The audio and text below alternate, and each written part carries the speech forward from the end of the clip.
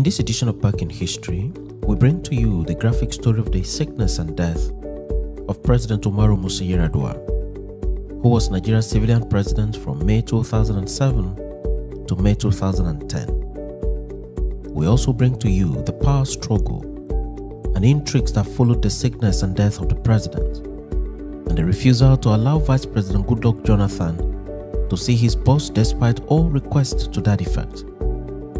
Jonathan was only able to see his remains on the day the president passed on.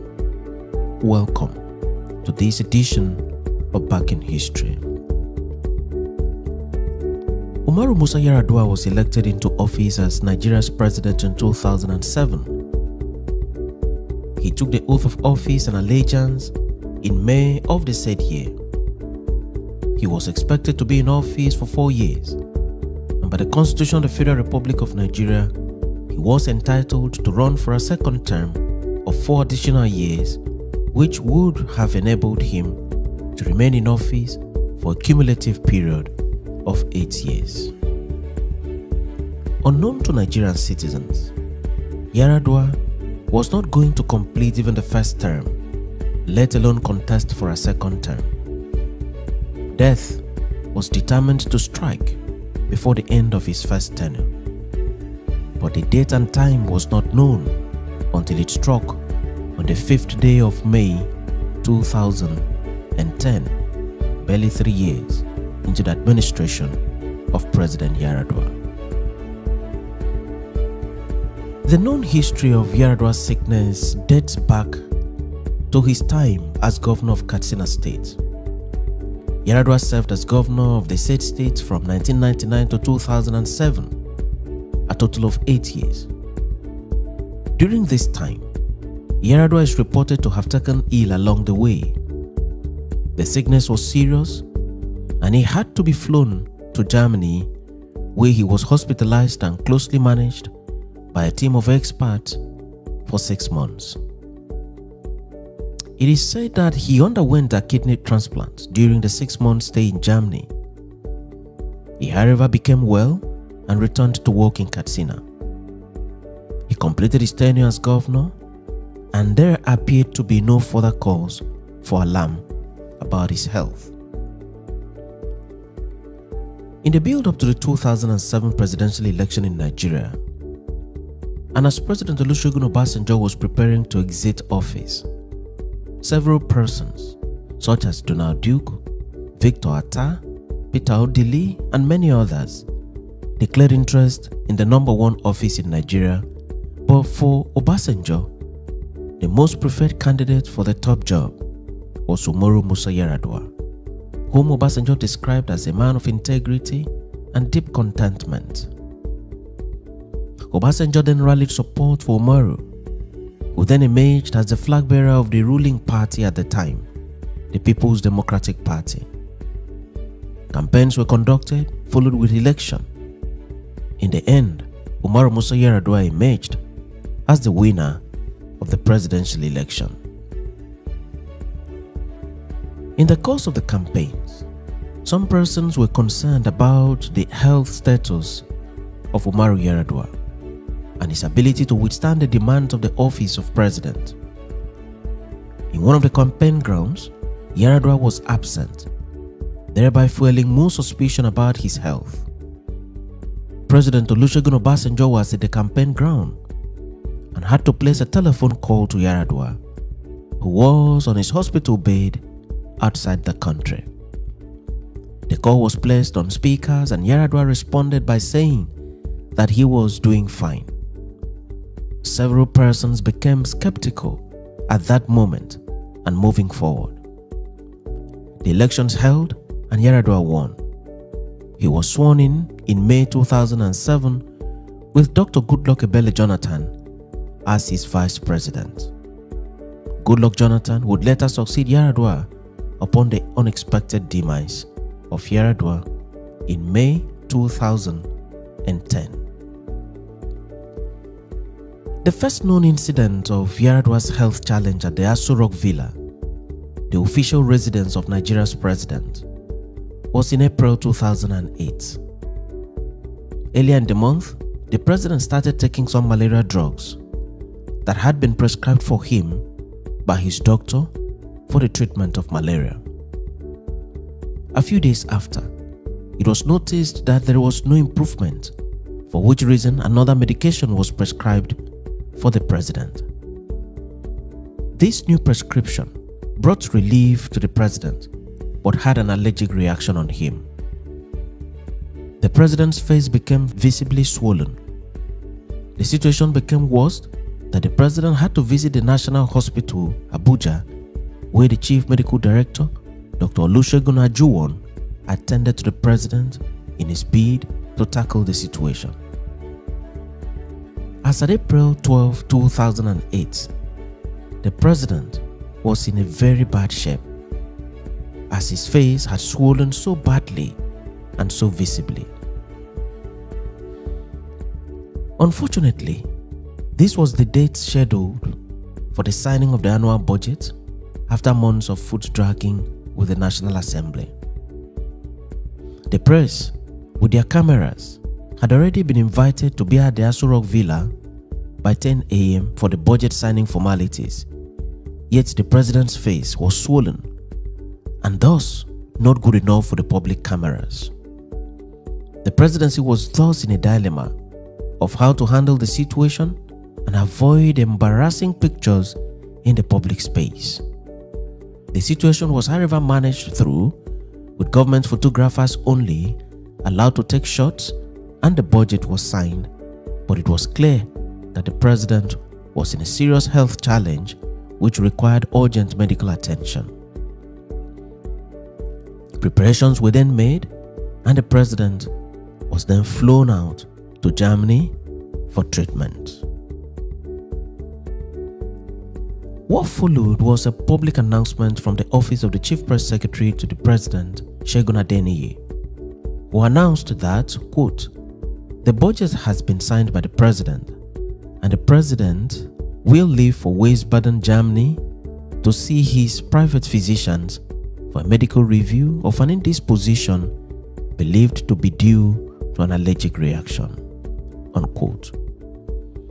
This journey to Germany turned out to be a long journey, and later on, a journey of no return. President Yar'Adua arrived Germany with his personal aides. He was admitted into the hospital, and in few days, there was some improvement in his health. He stayed in the German hospital and was well enough in about 2 weeks to return to Nigeria to continue his work. He was received at the airport by a retinue of aides, state governors, and other officials. But one thing was certain: the president's health was in need of close monitoring, and his work schedule was going to be affected. The demands of the office of president, with long hours of meeting and long hours of work, may have triggered his health situation, yet he still had time to serve out his tenure as President and Commander-in-Chief of the Armed Forces of Nigeria. Yar'Adua settled into office and went about his work without any further public concern. Not long after, precisely on August 20th, 2008, the President informed members of the Federal Executive Council that he would be traveling to Saudi Arabia later that day to perform the Lesser Hajj, the Umrah. He said he would leave the council chambers by lunchtime, and that when the members returned in the afternoon, the Vice President would be presiding. The President then departed the country for the said Lesser Hajj. The President was expected to return to the country in 4 days' time, precisely on 24th August 2008. Not many people had known at the time that the President was also scheduled for medicals in Saudi Arabia. As a matter of fact, there was no public announcement to that effect.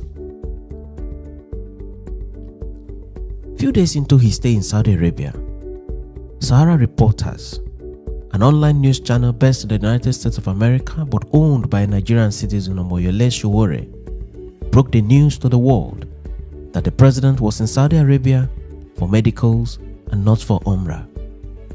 The international media picked on the story and escalated it.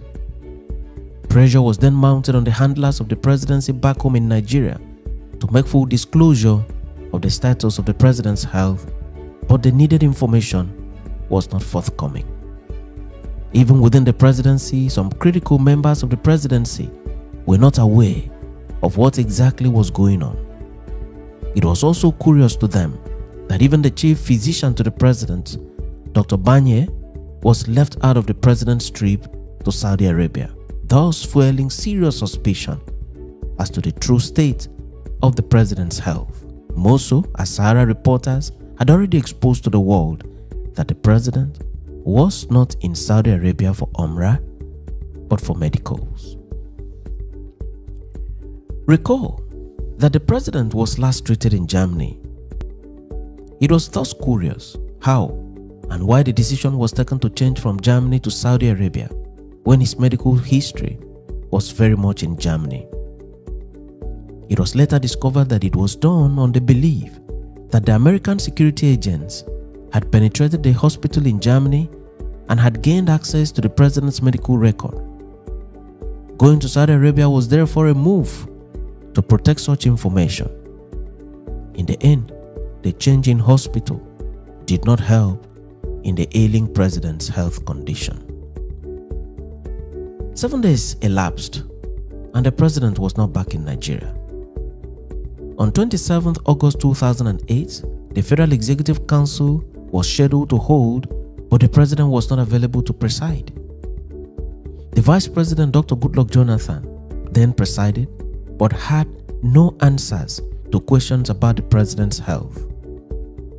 The Vice President informed the EXCO members that he was unable to speak with the president, that whenever he called his phone, he only succeeded in speaking with his Chief Security Officer or ADC. What to tell the State House correspondents after the EXCO meeting was therefore a problem. But the then Minister of Information, John Ode, and then Minister of Foreign Affairs, Ojo Madueke, had their way around it and simply briefed the journalists that the president will soon return to the country. John Ode in particular said, and I quote, "To the best of my knowledge, the president is still performing the Lesser Hajj.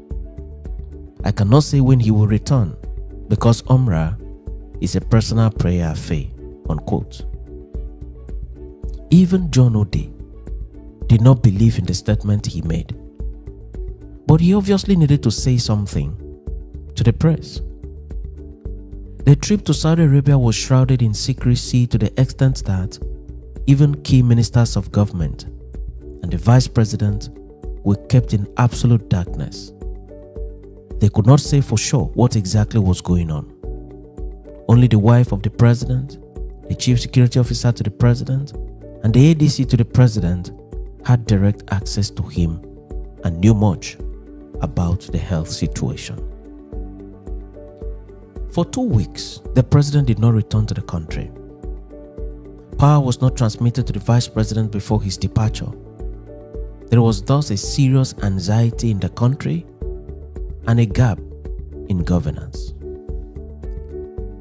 On 2nd September 2008, a bit of refreshing news came that the president has spoken on phone for the first time with the Vice President Goodluck Jonathan, the Senate President David Mark, and the Speaker of the House of Reps, Dimeji Bankole. 17 days after he left Nigeria to Saudi Arabia, the president flew back to the country and resumed work. One of the first actions he took was to sack Ambassador Babagana Kingibe, who was secretary to the federal government of Nigeria. It was reported to him that Babagana was sabotaging his government during his absence by going around the country to have meetings with emirs down north to discuss possible change of power in the event that Yaradua was unable to return to office. As noted above, the president returned to work in his office as soon as he arrived from Saudi Arabia.